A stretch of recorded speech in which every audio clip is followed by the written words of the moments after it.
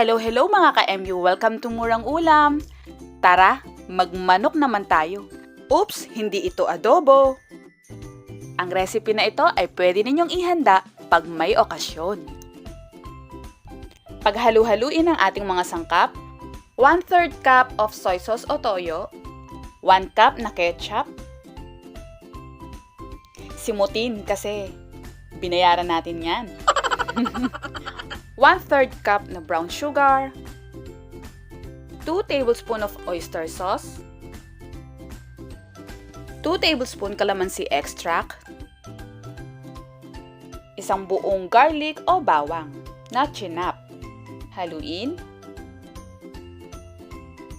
3 tablespoon na ground pepper o paminta. Yes, madami dahil kailangan po. 2 pieces na dahon ng laurel at isang pirasong Star Anise. Haluin natin mabuti. Ilagay na dito ang chicken para mababad na. Gumamit ako dito ng 1 kg of chicken, yung thigh part, pero kahit anong part pwede rin naman po.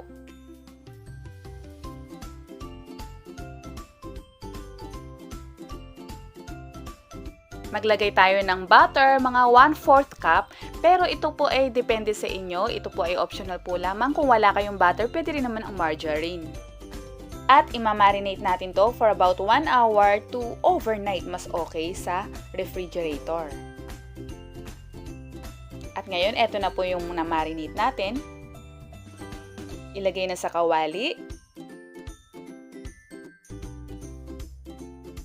Magdadagdag tayo ng paminta.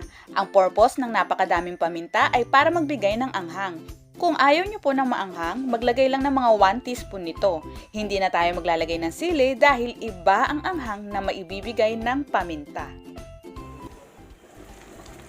Tinakpan lang natin kanina para kumulo.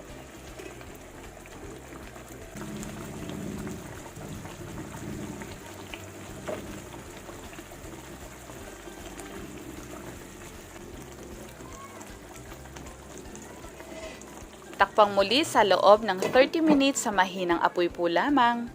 Sa mga magtatanong dahil hindi nila alam kung ano ang Star Anise, heto po siya, mabibili sa palengke o kaya sa mga grocery store sa may seasonings and spices section.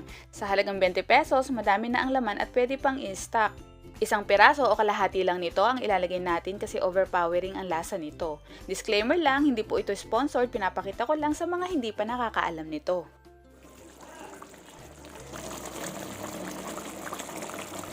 So, nasa sa inyo po kung gusto nyo ng may sabaw o yung manuyo-nuyo. Kung gusto nyo na medyo tuyo ito, lakasan ng konti ang apoy at huwag ng takpan. Kung may mga bata namang kakain, mas mainam yung may salsa kasi salsa pa lang nito, ulam na talaga.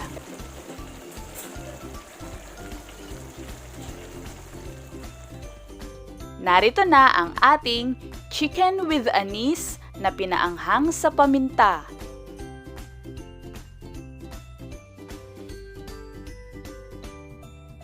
Alam nyo ba mga ka-MU, niluto ko to sa gabi. Dahil 3 lang kaming kumain, syempre may natira, 1 kilo ba naman diba? At yung natira, kinabukasan, ininit ko, abay, napakasarap lalo. Promise.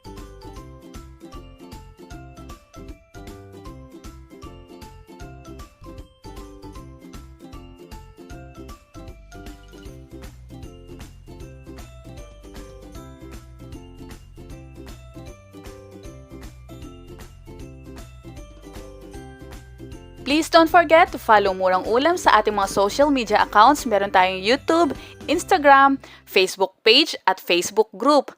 Join na kayo!